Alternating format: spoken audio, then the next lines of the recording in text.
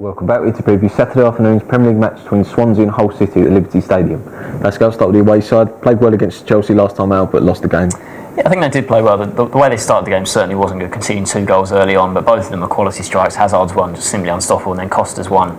A clever finish from him on the angle, but I think there was a slight deflection that might have just taken it out of McGregor's reach. But to go 2-0 down to the league leaders in the early stages like that, he could have easily just completely put their heads down, but they fought back well, got the decent first goal to halve the deficit through El Mohammadi. That was a nice goal they worked there, and then the second one, very fortunate the way that Courtois just makes an inexplicable mistake. I really don't know what he was thinking taking a touch like that. I don't know if he ever sort of try and fake past a player like that again in his career. I can imagine that Mourinho would have given him a real blast for that, because there was just no need for it, and that put Chelsea really under the cosh. Hull, bringing it back to 2-2, getting the crowd back involved, and in the end Chelsea, their quality did tell in the end, Remy getting the winner in the second half. But I think Hull, it was a decent performance from them, but it's another loss from them, and they're still in and around the sort of relegation zone there, and certainly not safe yet.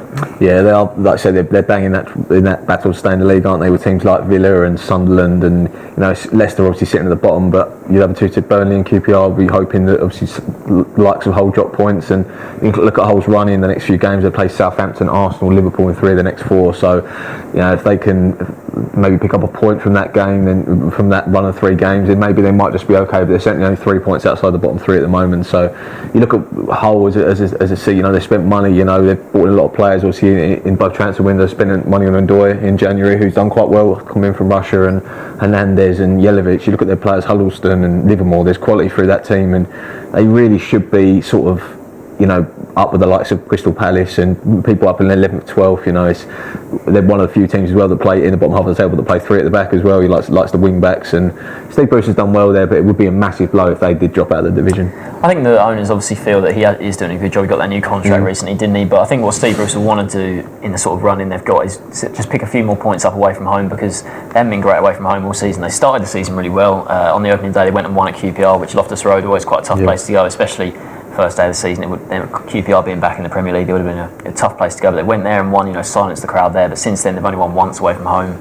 That was at Sunderland, another of the sides sort of in the relegation battle. So I think what Steve Bruce will want to do, he'll want to try and get maybe a win or 2 at sides. Maybe it would be tough to go to the top sides and win, but a side like Swansea, that's sort of one of the mid-table teams, not too much to play for in the run-in, he'll want to go to a place like this and think, right, our players will want this more than Swansea's players. We've got a lot more to fight for. I think they'll fancy themselves getting a win at this sort of place, because, like I said, Swansea, they're doing well, but they haven't got too much to play for. So I think Hull will really fancy. Bruce will certainly want more away wins in the sort of running they've got. Certainly, you mentioned Swansea don't have too much to play for, but they played like it last time out. Went to Villa, had won back-to-back games and played really well. And I think it was such important in that game that Gomes got the winner, wasn't it? Because he's, like I say, he was crying out for a lot of football earlier in the season when Bonnie was there, and obviously Bonnie was the main man. But then they sold him. Gomes has obviously taken on that role. It was, I think, linked with Arsenal, wasn't he, in January, and teams like that, struggling. Obviously, had a good career in France, but hasn't quite happened. But I think he works hard, doesn't he, in that sort of forward role. And Shelby's obviously had a decent second half of the season. I think the goal at Villa was lovely. Jefferson Montero, coming on, who had been injured. I like him as a player. He's pacey, he's direct, and he whipped the ball in, and it was a great finish, wasn't it? He was battling the centre back to get in there, and ultimately finished it off. So obviously Villa, like I say, got into that, plenty of confidence, fancy their chances, another team down there. But you look at the job that Gary Monk's done there. I mean, not getting quite, you don't really see him getting credited that much, but what he's done, they're sitting in good position in the table, and very good season.